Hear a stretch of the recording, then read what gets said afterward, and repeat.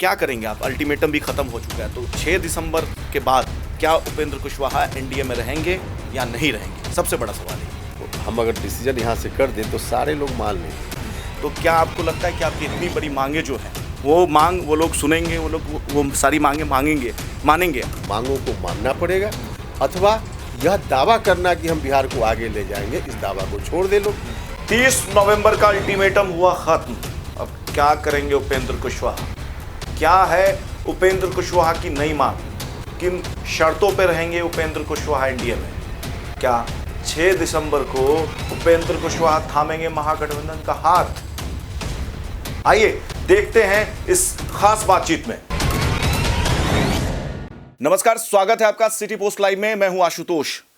बिहार या यूं कहें पूरी एनडीए की राजनीति जिस शख्स पे अभी केंद्रित है, आज वो हमारे साथ है। किसी परिचय के मोहताज नहीं है। मेरे साथ है केंद्रीय मंत्री और राष्ट्रीय लोक समता पार्टी के अध्यक्ष उपेंद्र कुशवाहा जी। सर, बहुत बहुत स्वागत है आपका सिटी पोस्ट लाइव में। और सबसे पहला सवाल जो मेरा है, जो 25 सूत्रीय शिक्षा से रिलेटेड जो आपने मांग रखी है, वो क्या मांग है? सबसे पहले वो बताइए आप। देखिए, बिहार में जो शिक्षा व्यवस्था है जी, खासकर सरकारी विद्यालयों की जो स्थिति है, महाविद्यालयों की या विश्वविद्यालयों की जो स्थिति है, उससे संबंधित हमारी मांगे हैं। क्योंकि विगत कई वर्षों में शिक्षा की व्यवस्था एक तरह से कहा जाए कि पूर्णतः चौपट है बिहार में। न स्कूल में टीचर है, न स्कूल में कई उदाहरण आपको मिलेंगे जहाँ बेंच डेस्क तक नहीं है, कहीं लेबोरेटरी नहीं है, क्लासेज समय पर होते ही नहीं हैं, कहीं टीचर है भी तो 10 बजे की जगह 12 बजे आएंगे, देर से आएंगे, जल्दी चले जाएंगे। इस तरह की शिकायत आम है और इसका सीधा प्रभाव देखा जा रहा है कि क्वालिटी एजुकेशन कहीं नहीं। और ख़ास करके जो गरीब बच्चे हैं उनके पास कोई दूसरा विकल्प ही नहीं। जाएंगे तो सरकारी विद्यालय में जाएंगे, प्राइवेट विद्यालय में पैसा देना होगा जो उनके पास है नहीं। तो चाहे किसी जात के हों, किसी धर्म के हों, खासकर गरीब परिवार के जो बच्चे हैं उनके लिए तो वही है सहारा। और वहाँ शिक्षा व्यवस्था बिल्कुल चौपट है। उस व्यवस्था को कैसे पटरी पर लाया जा सके, इसके लिए हमने बिहार सरकार के समक्ष अभी नहीं लगभग 1.5 साल पहले 25 सूत्री डिमांड रखा था। उसके लिए हमने गांधी मैदान में रैली की थी, बाद में कई कार्यक्रम हुए शिक्षा सुधार को लेकर के, और तमाम कार्यक्रमों के माध्यम से हम उन्हीं 25 सूत्री डिमांड को राज्य सरकार के समक्ष रख रहे हैं। यही अभियान हम चला रहे हैं, उसी से संबंधित यह डिमांड है। मंत्री जी, ये बताइए आप कि जो लोग आपकी छोटी छोटी बातें नहीं सुन रहे हैं, मैं किसी का नाम नहीं लूँगा, तो क्या आपको लगता है कि आपकी इतनी बड़ी मांगे जो हैं वो लोग सुनेंगे, वो सारी मांगे मानेंगे? और क्या कितना समय दिया है आपने अपनी मांग को मानने के लिए? देखिए, हमने कहा कि पिछले 1.5 साल पहले हमने उन मांगों को बिहार सरकार के समक्ष रखा था। अब मानेंगे कि नहीं मानेंगे यह तो उनके ऊपर डिपेंड करता है। लेकिन जब तक शिक्षा की व्यवस्था बिहार में जो पटरी से उतर गई है उसको पटरी पर लाने का काम नहीं होगा, तब तक बिहार को दुर्दशा से बाहर निकालने का काम कभी संभव ही नहीं हो सकता है। तो एक तरफ अगर दावा किसी की ओर से है कि हम बिहार को आगे ले जाएंगे, बिहार को विकसित राज्य बनाएंगे, बिहार के नौजवानों का पलायन रोकेंगे, रोजगार देंगे, कैसे हो पाएगा? शिक्षा की व्यवस्था पटरी पर नहीं आएगी तो कुछ भी नहीं हो पाएगा। या तो हमारी मांगों को मानना पड़ेगा, अथवा यह दावा करना कि हम बिहार को आगे ले जाएंगे, इस दावा को छोड़ दे लोग। दोनों बात एक साथ नहीं हो सकती। या तो हमारी मांग माने, शिक्षा की व्यवस्था को पटरी पर लाएं, अदरवाइज ऐसा दावा करना छोड़ दें। क्या ये जो सारी मांगे, उसमें प्रमुख मांगे क्या है? देखिए, बिहार में सबसे पहले तो, या कहीं भी एजुकेशन की क्वालिटी को ठीक करना है तो टीचर की क्वालिटी को ठीक करना पड़ेगा। और टीचर की स्थिति है, एक तो बड़े पैमाने पर वैकेंसी है, टीचर नहीं है, टीचर लेस स्कूल्स चल रहे हैं, टीचर लेस कॉलेजेस चल रहे हैं। तो टीचर की जो वैकेंसी है उस वैकेंसी को भरना पड़ेगा। वैकेंसी भरने में भी हमने अपने डिमांड में भी कहा है कि कम से कम एक टीचर विज्ञान का, एक टीचर गणित का, मतलब सब्जेक्ट वाइज टीचर हर विद्यालय में होना चाहिए। जहाँ विद्यार्थियों की संख्या ज़्यादा हो वहाँ उनकी संख्या ज़्यादा हो, लेकिन कम से कम मिनिमम एक तो होना ही चाहिए। पहले से जो टीचर बहाल भी हैं उसमें अधिकांश टीचर ऐसे आ गए हैं जिसके कारण आप समझिए कि पढ़ाई लिखाई बिल्कुल इस मामले में चौपट है कि उनमें से अधिकांश शिक्षकों को अगर कहा जाए सच में कि आप अपना पता ठीक से लिख दीजिए तो हिंदी में अपना एड्रेस तक नहीं लिख पाएंगे। अब उस तरह के टीचर हों जो अपना एड्रेस तक हिंदी में ना लिख पाएं, आखिर बच्चों को कैसे पढ़ाएंगे? तो उस तरह के जो टीचर आ गए हैं, हम यह नहीं कह रहे हैं कि उन टीचरों को सीधे आप वापस करके घर भेज दीजिए, लेकिन उनको वहाँ से हटाइए। उसमें दो तरह के लोग होंगे, एक जिनको इन सर्विस ट्रेनिंग देने की व्यवस्था की जाए, कैपेसिटी बिल्डिंग की जाए, तो कुछ लोग ट्रेंड होके पढ़ाने लायक हो सकते हैं, तो उनके लिए उस तरह का इंतजाम कीजिए। लेकिन फिर भी बहुत लोग ऐसे होंगे जिनको कोई ट्रेनिंग दे लीजिए, कोई कैपेसिटी बिल्डिंग कर दीजिए, उनमें यह बात नहीं आ पाएगी क्योंकि पहले से है ही नहीं। तो वैसे टीचर को आप वहाँ से हटाइए, स्कूल से हटाइए और किसी दूसरे विभाग में जहाँ पढ़ाई लिखाई से बहुत रिलेशन ना हो उस विभाग में उनको भेज दीजिए। तो वैसे टीचर से स्कूल को खाली कीजिए, अच्छे टीचर को लाइए। अब अच्छे टीचर कैसे आए, उसके लिए भी अभी जो प्रक्रिया है बिहार सरकार में टीचर वैकेंसी को भरने की, वह प्रक्रिया ही गलत है, जिसके चलते ऐसे लोग आ गए हैं। उसमें है कि डिग्री लाओ नौकरी पाओ। अब डिग्री लाओ तो बिहार में डिग्री कैसे मिलती रही है सब लोगों को मालूम है, परचेज करके भी लोग डिग्री ले आते हैं। बिहार सरकार ने खुद ही कहा कि हजारों टीचर ऐसे हैं जिनका सर्टिफिकेट फेक है। तो यह जो बहाली की प्रक्रिया है उसको बंद कीजिए।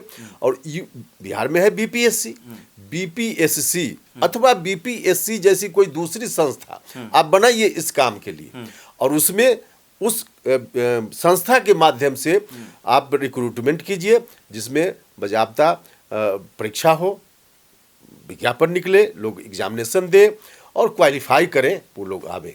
तो पहले टीचर को ठीक करना पड़ेगा। टीचर को ठीक करने के बाद है बच्चों को किताब की बात है।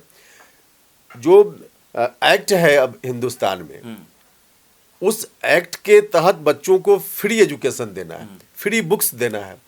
अब किताब सरकार देती है, लेकिन किताब देती है, आपको सुनकर शायद आश्चर्य हो कि अब एग्जामिनेशन 2 महीना के बाद फाइनल एग्जामिनेशन में बच्चे बैठेंगे और अभी तक वहाँ सब विद्यार्थी को किताब नहीं मिल पाई है। कैसे बच्चे पढ़ेंगे? तो किताब समय पर लोगों को मिल पाए, किताब समय पर मिल पाए, इसके लिए हम लोगों ने कोशिश की भारत सरकार से। राज्य की सरकार ने जो संशोधन चाहा हम लोगों ने संशोधन किया, उसके बावजूद नहीं हो पाया। तो बच्चों को समय पर किताब मिले। जो इंफ्रास्ट्रक्चर है, अब हाई स्कूल है, वहाँ बेंच डेस्क तक बैठने के लिए नहीं है, उसका इंतजाम हो। लेबोरेटरी वहाँ कहीं दिखेगा नहीं आपको। हम लोग भी पढ़ते थे तो पहले हम लोग एक्सपेरिमेंट करते थे, उसमें उसकी परीक्षा होती थी, आज भी परीक्षा होती है, आज भी बच्चों के टेक्स्ट बुक उसकी व्यवस्था है, आज भी बच्चों को परीक्षा देनी पड़ती है। लेकिन परीक्षा भी देते हैं बच्चे, उनको मार्क्स भी मिलते हैं, फेल और पास भी करते हैं, लेकिन कहीं न तो प्रयोगशाला है, और प्रयोगशाला ही नहीं तो इक्विपमेंट की बात कहाँ तक है। वहाँ अधिकांश बच्चे होंगे जिनको कहा जाए कि परख नली क्या है तो नहीं बता पाएंगे। तो एक तरफ आप एग्जामिनेशन भी ले रहे हैं और नंबर भी दे रहे हैं, फेल पास भी कर रहे हैं, और इसकी कोई व्यवस्था नहीं है। बच्चे कैसे सीखेंगे, कैसे पढ़ेंगे? तो इन चीज़ों को दुरुस्त करने से संबंधित 25 सूत्री और भी डिमांड है, तमाम 25 सूत्री डिमांड है। अब एक और एग्जाम्पल के लिए बताएं, हम लोगों ने खुद ही कहा कि टीचर समय पर नहीं आते, तो बायोमेट्रिक सिस्टम से टीचर का अटेंडेंस हो।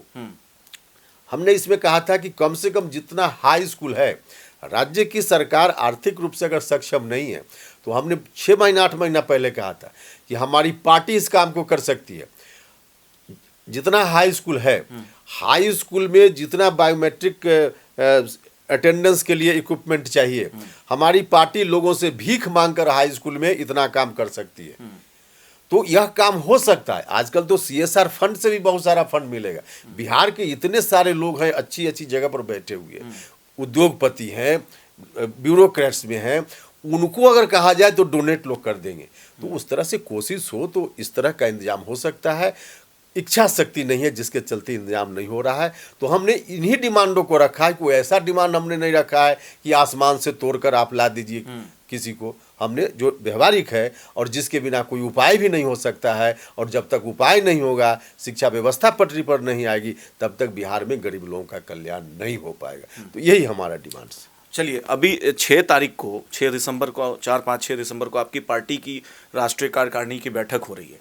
इस बैठक से पहले ऐसा देखा जा रहा है कि पूरी पार्टी और पूरा बिहार आप पर एकदम नज़र बनाए हुए टकटकी निगाहों से देख रहा है कि क्या करेंगे उपेंद्र कुशवाहा। एक बहुत बड़ा सवाल है, क्या होगा 6 दिसंबर को फैसला?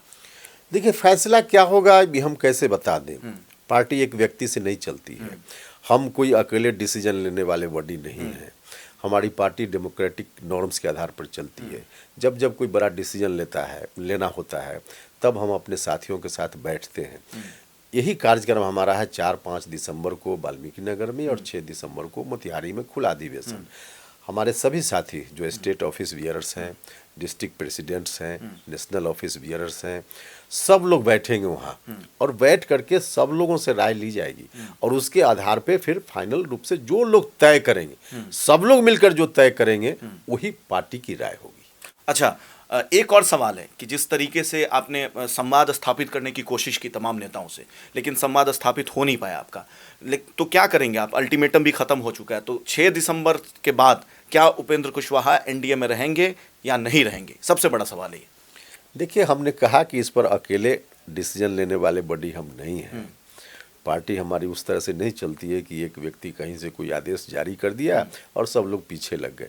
हम जानते हैं पार्टी में जितना रिस्पेक्ट मुझको लोग करते हैं, हम अगर डिसीजन यहाँ से कर दें तो सारे लोग मान लेंगे, लेकिन उस तरह का डिसीजन हमने न कभी किया है न हम आज करने वाले हैं। पार्टी के हिसाब से चलती है और पार्टी का सिस्टम यही कहता है कि सब लोगों से राय करके हम डिसीजन लें और राय करेंगे हम वाल्मीकि नगर में। अब क्या डिसीजन लोग लेंगे उस दिन मुझको नहीं पता। बिहार प्रदेश अध्यक्ष, सिटी पोस्ट लाइव ने ही इस खबर को ब्रेक किया था कि बिहार के जो प्रदेश अध्यक्ष हैं नित्यानंद राय, उन्होंने भारतीय जनता पार्टी के जो बिहार प्रदेश के नेता हैं उसको सजेशन दिया उनको कि आप उपेंद्र कुशवाहा पे कुछ ना कमेंट करें, टिक्का टिप्पणी करने से पहले बचें, क्योंकि उपेंद्र कुशवाहा की जो बातचीत है वो केंद्रीय नेतृत्व से हो रही है और उनसे ही उनकी बात होगी। तो क्या कहेंगे इस पर? उनका कहीं ना कहीं आपके प्रति सॉफ्ट कॉर्नर है?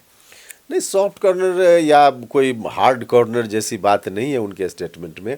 उनकी पार्टी का जो निर्देश उनको मिलता होगा उसके आधार पर उन्होंने स्टेटमेंट दिया होगा। शीर्ष नेतृत्व के निर्देश के आधार पर उन्होंने कहा होगा। अब कैसे कहा हम उतना बता भी नहीं सकते, क्योंकि मामला उनका है। जाहिर हो रहा है कि कहीं ना कहीं प्रेम अभी भी बरकरार है आप लोगों के बीच में, जो उनके तरफ से। अब इस सवाल का जवाब तो सीधा वही दे पाएंगे कि किस कारण से बोल रहे हैं, लेकिन मुझको लगता है कि शीर्ष नेतृत्व के निर्देश पर बोल रहे हैं। चलिए, मैं आखिरी सवाल कर रहा हूँ कि आपका जो शिक्षा से संबंधित मांगे हैं, अगर बिहार सरकार नहीं मानती है तो क्या करेंगे आप? आखिरी फैसला इस पे कितना समय दिया है आपने, और अगर नहीं मानती है? हमने उसके लिए कोई समय देने की बात नहीं की है, क्योंकि हमारा 1.5 साल पहले से चल रहा है। अभी जो बात चल रही थी, इसी संदर्भ में मीडिया के एक बंधु ने कहा कि आप अब किस रूप में आगे करने वाले हैं, कोई रास्ता हो सकता है क्या, कोई और दूसरा रास्ता हो सकता है क्या? सीट शेयरिंग पर आपकी बात बनती हुई नहीं दिख रही है, और कोई रास्ता हो सकता है क्या? तब हमने कहा था कि एक रास्ता यह हो सकता है कि जो 25 सूत्री डिमांड है हमारा, उसको राज्य की सरकार मान ले मतलब मुख्यमंत्री जी सामने आए, मीडिया के सामने आए और सार्वजनिक रूप से वहाँ घोषित करें कि सभी डिमांड्स को हम मानते हैं और कल से स्टेप उठाना शुरू करे राज्य की सरकार। तब हम तमाम अपने मान अपमान को भूल जाएंगे। सीट शेयरिंग के मुद्दा को भी हम छोड़ देंगे। जितनी सीट लोग देंगे उन्हीं सीटों पर हम लड़ लेंगे, क्योंकि हम सीट भी क्यों चाहते हैं? कोई पॉलिटिकल पार्टी अपना विस्तार क्यों चाहती है? इसलिए कि विस्तार से जो ताकत मिलेगी उस ताकत का इस्तेमाल हम जनता के लिए करेंगे, जनता के हक के लिए करेंगे। हमको बिना सीट लिए ही जनता का इतना हक अगर पूरा होते हुए दिखेगा तो फिर सीट मेरे लिए कोई भी महत्वपूर्ण नहीं है। तो जनता का डिमांड है शिक्षा व्यवस्था पटरी पर आ जाएगी, राज्य की सरकार मान ले तो हम फ्री हैं। अगर राज्य की सरकार नहीं मानती है और कोई दूसरी पार्टी की सरकार आती है, अगर वो मानती है, तो क्या करेंगे आप? उनके साथ जाएंगे? अब दूसरी पार्टी की सरकार आती है, ये कौन सवाल हुआ? ये तो वैकल्पिक बात हो गई, काल्पनिक बात हो गई, काल्पनिक बात हो गई। तो देखा आपने कि उपेंद्र कुशवाहा किसी भी मुद्दे पर स्पष्ट रूप से कुछ नहीं बोल रहे हैं, लेकिन उन्होंने इशारों में अपनी नई मांगों के साथ मुख्यमंत्री नीतीश कुमार और उनके सुशासन पर एक बार फिर से सवालिया निशान लगाया। इस इंटरव्यू के बाद आगे और भी कोई राजनीतिक हलचल होती है इस संदर्भ में तो हम सबसे पहले आप तक पहुंचाएंगे। तब तक के लिए देखते रहिए, पढ़ते रहिए सिटी पोस्ट लाइव। और अगर आपने हमारे चैनल को सब्सक्राइब नहीं किया है तो चैनल को सब्सक्राइब अवश्य करें।